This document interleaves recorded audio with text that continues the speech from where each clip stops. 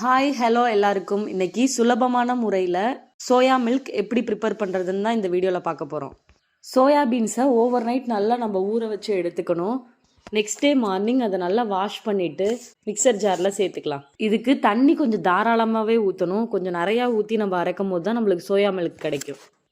இதை நல்லா கிரைண்ட் பண்ணிவிட்டு இதை ஒரு ஃபில்டர் வச்சு நம்ம ஃபில்டர் பண்ணிக்கணும். இதுக்கு காட்டன் கிளாத் மீஷோ அமேசான்லேயே கிடைக்கும். ஸோ இல்லைனா நீங்கள் அந்த மாதிரி காட்டன் கிளாத் மாதிரி யூஸ் பண்ணி கூட நீங்கள் இதை ஃபில்டர் பண்ணி எடுத்துக்கலாம். நமக்கு சூப்பராக சோயா மில்க் கிடச்சிருச்சு. அடுப்பை ஆன் பண்ணி நல்லா அடிக்கனமான ஒரு பாத்திரம் எடுத்துக்கோங்க.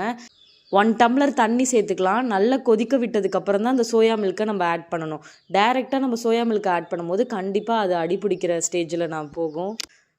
நம்ம லைட்டாக அந்த பாலை கலக்கி விட்டுக்கிட்டே இருக்கணும். கரெக்டாக ஒரு கொதி வந்ததுக்கப்புறம் நம்ம அடுப்பை ஆஃப் பண்ணிடலாம். பால் நல்லா சூடு ஆறுனதும் திரும்ப ஃபில்டர் பண்ணி நம்ம கிளாஸ் ஜாரில் ஊற்றி ஃப்ரிட்ஜில் ஸ்டோர் பண்ணி வச்சுக்கலாம். நீங்கள் கவ் மில்க் சோயா மில்க் ரெண்டையும் கம்பேர் பண்ணும் போது இதில் சோயா மில்க் தான் பெட்டர் சாய்ஸாக இருக்குது. இதில் கலோரிஸ் புரோட்டீன் ரெண்டுமே சேம் லெவலில் தான் இருக்குது. எலும்பு மற்றும் பற்களோட ஆரோக்கியத்திற்கு கால்சியம் ரொம்பவே அவசியமாக இருக்குது. பசும்பாலை விட சோயா மில்கில் அதிக அளவு கால்சியம் இருக்குது. அது மட்டும் இல்லாமல் பாலில் இல்லாத சத்துக்கள் கூட இந்த சோயா மில்கில் இருக்குது. For example sodium, potassium, iron content கூட நிறையாவே இருக்குது. ஸோ நீங்கள் தாராளமாக கவ் மில்க்குக்கு ஆல்டர்னேட்டிவாக நம்ம சோயா மில்க் தாராளமாக எடுத்துக்கலாம்.